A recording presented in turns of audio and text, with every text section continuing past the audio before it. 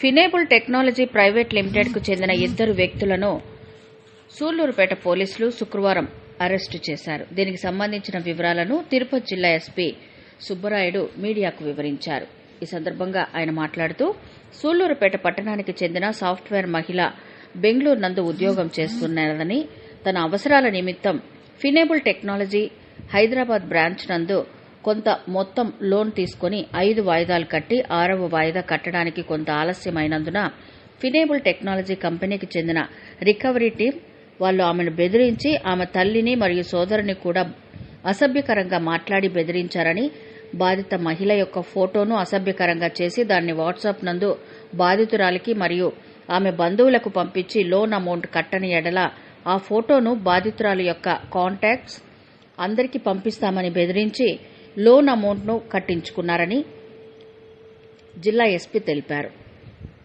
అలాగే దీనికి సంబంధించి ఆ మహిళ ఇచ్చిన ఫిర్యాదు మేరకు సూళ్లూరుపేట పోలీసులు కేసు నమోదు చేసి దర్యాప్తు చేపట్టి లోన్ రికవరీకి సంబంధించిన ఫినేబుల్ టెక్నాలజీ మేనేజర్ భరత్ యాదవ్, అలాగే లోన్ రికవరీ ఏజెంట్ రామకృష్ణను శుక్రవారం అరెస్టు చేసి మీడియా ముందు ఉంచారు. ఇమ్మీడియట్గా వారు కంప్లైంట్ ఇవ్వడం వల్ల ఫర్దర్ ఇన్వెస్టిగేట్ చేసి డిఎస్పీ నాయుడుపేట, సూళ్లూరుపేట ఇన్స్పెక్టర్ ఇమ్మీడియట్గా వారిని అదుపులో తీసుకోవడం జరిగింది. ఈ కేసులో ఇంకా రూల్స్కి వ్యతిరేకంగా డబ్బులు కలెక్షన్ విధానాలు వేరే ఉంటాయి.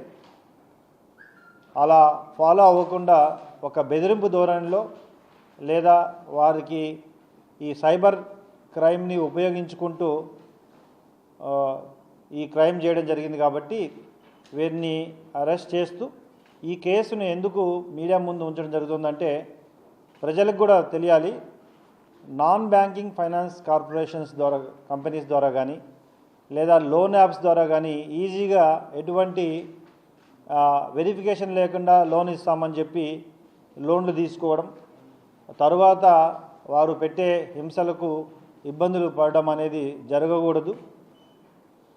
కాబట్టి ప్రజలు కూడా తెలుసుకొని ఈ non banking finance corporations loans తీసుకోవడం అనేది కొంత ఆలోచించి తీసుకోవాలని తెలియజేస్తూ, ఒకవేళ తీసుకుంటే ఏదైనా ఇబ్బందులు ఉన్నప్పుడు ఖచ్చితంగా పోలీస్ వారికి తెలియజేస్తే తప్పకుండా కఠిన చర్యలు తీసుకోవడం జరుగుతుంది. ఈ కేసు ద్వారా తిరుపతిలో ఇలాంటి లోన్ యాప్స్ కానీ లేదా నాన్ బ్యాంకింగ్ ఫైనాన్స్ కార్పొరేషన్ వారికి కానీ చట్టపరంగా మాత్రమే వారు ఫాలో అవ్వాలి తప్ప చట్టాన్ని అతిక్రమిస్తే కఠిన చర్యలు తీసుకోవడం జరుగుతుంది. అదే కాకుండా ఈ ఫినబుల్ కంపెనీ యొక్క పర్సన్స్ ఆ రూల్స్ అతిక్రమించి వారిని బెదిరించారు కాబట్టి ఇంకా ఫర్దర్ ఇన్వెస్టిగేట్ చేసి పూర్తిగా చట్ట ప్రకారం చర్య తీసుకోవడం జరుగుతుంది. సో ఈ మీడియా సమావేశం ద్వారా జిల్లాలో అనేక కార్యక్రమాల ద్వారా మేము సైబర్ నేరాలపై అవగాహన కార్యక్రమాలు కల్పిస్తున్నాం. ఇంకా ఎక్కువగా అందరూ ప్రజలు సైబర్ నేరాలపై అవగాహన కల్పించుకొని రకరకాలుగా వారు మోసగిస్తున్న విధానాలను తెలుసుకోవాలి. ముఖ్యంగా ఓటీపీ లేదా ఉద్యోగాలు ఇప్పిస్తామని లేదా పార్సల్స్ మీకు వచ్చాయని, సో ఈ విధంగా రకరకాల కోణాల్లో వాళ్ళు భయపెట్టడానికో లేదా నేరాలు చేయడానికి ప్రయత్నిస్తున్నారు. కాబట్టి అవగాహనతో ముందుకెళ్ళాలి. సైబర్ నేరాల నుండి పూర్తిగా ప్రజలు అప్రమత్తంగా ఉండాలని తెలియజేస్తున్నాను. Thank you.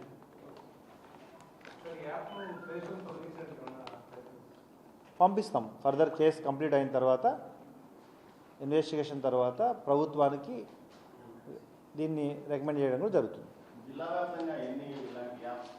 చాలా ఉన్నాయి. ఒక జిల్లా అని కాదు కదా ఇది. It is a cyber issue. It is a రాష్ట్ర వ్యాప్తంగా ఉంటుంది. ఒక జిల్లాకి కేవలం